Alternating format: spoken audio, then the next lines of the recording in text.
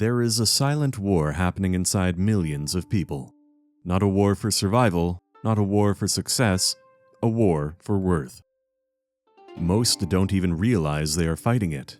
You may believe your drive comes from ambition, from discipline, from vision, but what if the force pushing you forward is older, quieter, and far more ruthless? What if you are not chasing greatness, but trying to escape the suspicion that you were never enough? In the next minutes, you will understand why some of the strongest individuals doubt themselves, why achievement often fails to bring peace, and why the moment you stop proving your value is the moment your life finally becomes your own. Listen carefully, because once you see this pattern, you cannot unsee it. Chapter 1. The First Wound. No one begins life questioning their right to exist. That doubt is learned. Sometimes subtly, sometimes brutally. Comparison, conditional affection, the quiet feeling that who you are is insufficient.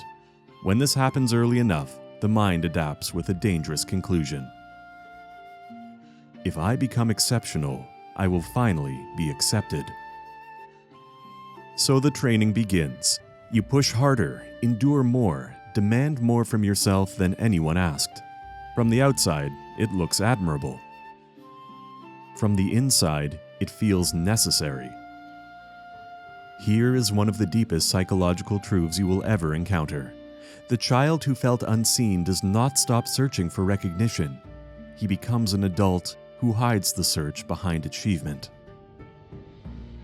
Ask yourself something uncomfortable. How much of your discipline is growth, and how much is negotiation for approval? What begins as adaptation quietly becomes identity, and once it does, the cage is no longer around you, it is within you. But the real danger appears later, when the strategy works. Chapter 2. When strength is born from scar tissue. Strength is often romanticized as confidence. In reality, many formidable people were shaped by rejection. Pain can forge resilience, focus, and intimidating self-control. Yet when strength is built as compensation, it never feels like abundance. It feels like defense. You are not expressing power, you are protecting a wound. There is an old warrior idea. A blade hardened in extreme heat cuts through armor, but becomes brittle. Many high performers live exactly like this. Impressive, effective, internally, one fracture away from collapse. Here is the paradox. You may believe you outgrew the people who doubted you, but if your achievements are still answers to their rejection, they are still guiding your life. Freedom cannot exist where your direction is dictated by ghosts. If your success is a reaction, it is not yet self-authored. And the longer this goes unnoticed, the more dangerous it becomes, because winning is no longer satisfying, it is required. Chapter 3. The Bottomless Hunger. Imagine dedicating years to reaching a summit. You arrive, and instead of relief, there is only brief silence. Then, a new voice. Higher. Here is one of the most unforgiving laws of the psyche. When your worth depends on validation, satisfaction becomes unstable.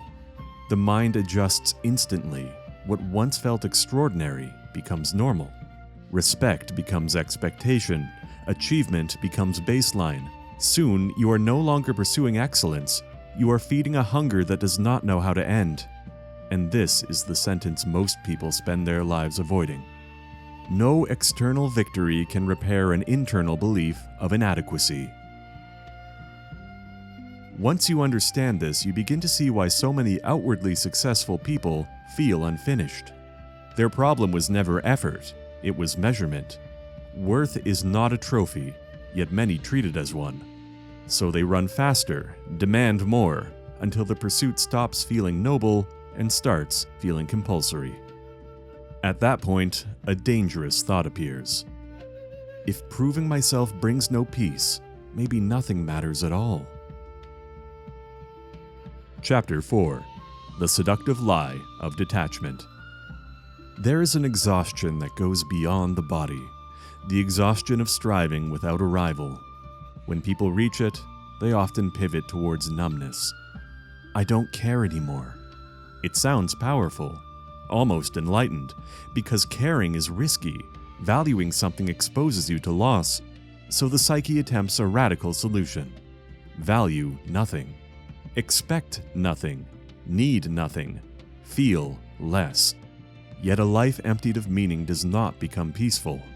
It becomes hollow. Stoic thinkers never taught indifference to life. They taught independence from what you cannot control. One is clarity, the other is retreat. A true warrior does not extinguish feeling. He decides which feelings deserve authority. Ask yourself honestly, have you cultivated calm or constructed armor? Because armor protects, but it also isolates.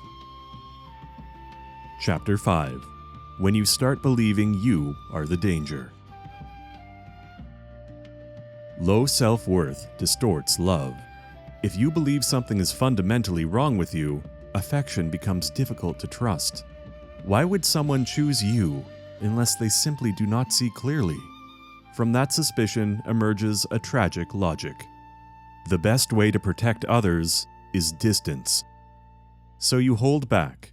You reveal competence instead of vulnerability, strength instead of need, control instead of truth. Some even convince themselves their absence is an act of care. But when you decide you are unworthy of closeness, you do not prevent pain, you guarantee it. Because the belief shapes every connection.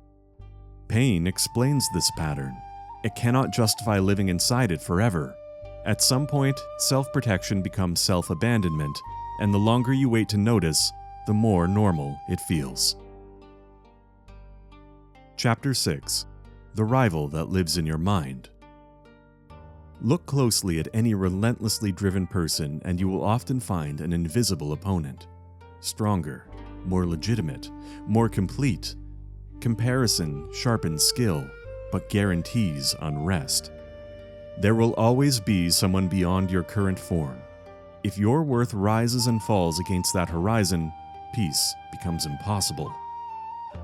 Ancient philosophers understood something modern culture forgets. The only comparison that creates stability is the one between who you were and who you are choosing to become. Not sideways, inward. Here is the turning point that many never reach. You do not have to defeat the imagined rival. You have to outgrow the need for one. Because the person still arguing for their value has already accepted the possibility that they have none. Chapter 7: Choosing a Code. Across centuries, the warrior symbolized alignment, action guided by principle. Without a code, strength becomes erratic. But when your values are consciously chosen, your life stops becoming a performance. It becomes an expression. You no longer move to impress invisible audiences. You move because the direction itself is worthy. Integrity replaces approval as your compass. Consider this carefully. If every witness disappeared tomorrow, would you still respect the way you live? If the answer is yes, you are approaching inner sovereignty.